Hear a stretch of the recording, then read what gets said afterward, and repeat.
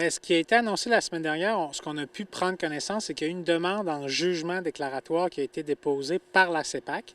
Et cette demande-là vise tout le processus d'arbitrage qui a eu lieu là, dans la dernière année relativement au pourtour de la montagne. Puis de ce qu'on comprend, c'est qu'il y a une décision qui a été rendue par un arbitre, donc c'est la sentence arbitrale. Et ça, une décision en arbitrage, normalement, c'est exécutoire et non susceptible d'appel. Donc ce qu'on comprend, c'est que c'est le cas en ce moment.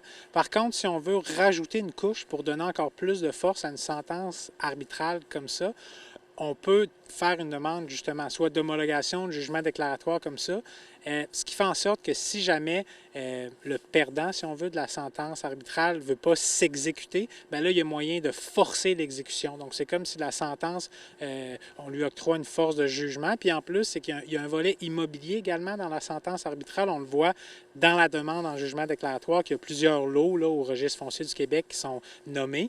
Donc, c'est également pour faire les modifications, les correctifs au registre foncier parce que l'entente sur le pourtour de la montagne est liée à certains lots qui sont inscrits au registre foncier. Donc, il y a également des avis de préinscription qui ont été transmis là, au registre foncier. Donc, c'est beaucoup de notions, mais au final, ce qu'il faut comprendre, c'est qu'à la base, une sentence arbitrale, à moins d'exceptions très rarissimes, là, entre autres qu'un arbitre excède ses pouvoirs, des choses comme ça, mais de manière générale, une sentence arbitrale, c'est exécutoire et non susceptible d'appel, donc c'est final, finalement.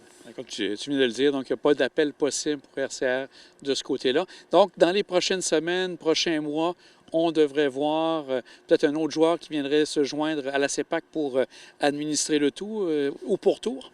Bien là, je ne sais pas si ça peut être aussi rapide que dans les prochains mois. Ce qu'on comprend, c'est qu'en ce moment, la CEPAC demande à ce que les ententes avec RCR pour le pourtour soient résiliées. Donc, la CEPAC va reprendre, si on veut, la gestion, l'opération de tous ces terrains-là. Puis ensuite, on va voir, là, ça va être à la CEPAC de décider quel genre d'opérateur elle veut avoir sur place pour opérer puis gérer ces terrains-là qui sont le pourtour. Mais ça, c'est une décision qui va revenir à la CEPAC, c'est clair. C'est une décision qui est de votre côté au niveau de la coalition Avenir Mont-Saint-Anne, les Amis du Mont-Saint-Anne et aussi pour le Centre plein air Mont-Saint-Anne. C'est des bonnes nouvelles pour les organisations? Bien, je pense surtout pour le Centre de plein air Mont-Saint-Anne. C'est des organisations qui ont toutes, disons, des objectifs communs de vraiment avoir la montagne du Mont-Saint-Anne puis toute la région, que ce soit périn, que ce soit un développement économique favorable pour la région. Par contre, le Centre de plein air, eux, l'objectif a toujours été vraiment le pourtour de la montagne. Puis c'est un centre qui a été organisé pratiquement au lendemain de l'annonce qu'il y avait un processus d'arbitrage entre la CEPAC et RCR. Donc, eux, on sait qu'ils sont organisés pour être prêts dans l'éventualité où, l'arbitre rendre une décision en faveur de la CEPAC. Ça, c'est déjà fait. Et deuxièmement, que la CEPAC choisisse de redonner, si on veut, ces terrains-là à la communauté. Donc, le centre de plein air s'est organisé. Il y a des gens tout plein de plein de background, si on veut, là, qui font partie de cet organisme-là. Je pense qu'ils vont être prêts à répondre à l'appel si la CEPAC le désire, mais après, ça va revenir à la CEPAC. Là. Est-ce que ce jugement-là peut avoir un impact indirect sur ce qui se passe pour la station de ski alpin? Bien, ça, c'est une bonne question. Puis honnêtement, c'est vraiment seulement les gens de RCR qui seraient en mesure de répondre à ça parce qu'il y a deux volets à ça. Il y a un volet, on ne connaît pas l'impact financier dans l'état des résultats, si on veut, pour l'opération Mont-Saint-Anne. On ne connaît pas le pourcentage du pourtour par rapport au pourcentage total des chiffres du Mont-Saint-Anne. Ça, c'est un. Puis ensuite, même si ça s'avérait être un gros impact financier, on ne sait pas jusqu'à quel point les gens de la RCR sont prêts à absorber des pertes comme ça. Donc, tu sais, c'est vraiment, on n'est pas dans leur bottine, puis on ne peut pas se prononcer pour eux. Là.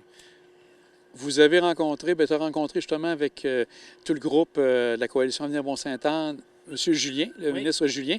Une belle rencontre de votre côté? Oui, on a eu une très bonne rencontre avec le ministre Julien. Il y avait également Mme Bourassa, la députée locale ici de la Côte-de-Beaupré. Puis il y avait d'autres gens aussi, là, des différents cabinets. C'était une très bonne séance de travail. On est venu à la conclusion que tout le monde autour de la table a le même objectif pour le Mont-Saint-Anne, c'est à savoir vraiment assurer la pérennité de la montagne, que le développement se fasse de concertation avec le milieu, puis vraiment redonner un envergure internationale à la montagne. Donc ça, c'est un objectif que tout le monde partage.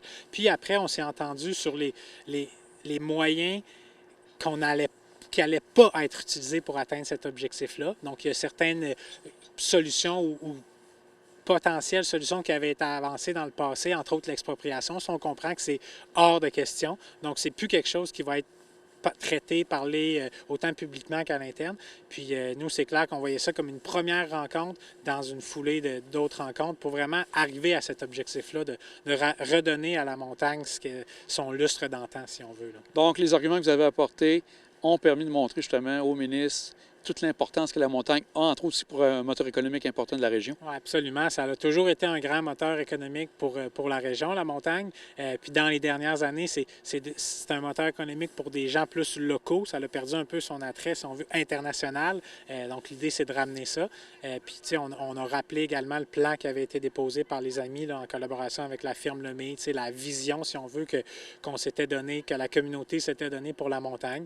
On a parlé aussi du fait qu'il y avait quand même plus de 80 là, de la population de la grande région de Québec qui était en faveur que le gouvernement force un changement d'opérateur. Donc, rappeler un petit peu plusieurs faits là, des dernières années, mais vraiment s'entendre, puis finalement se rendre compte que tout le monde autour de la table avait le même objectif pour la montagne. Puis on est vraiment là pour travailler, puis aller de concert là, avec les gens au gouvernement. Et Alex, merci des précisions. Ça nous permet de voir que c'est pas terminé, mais il y a de l'avancement qui se fait dans le dossier. Ah, exactement. Ça fait plaisir. Merci.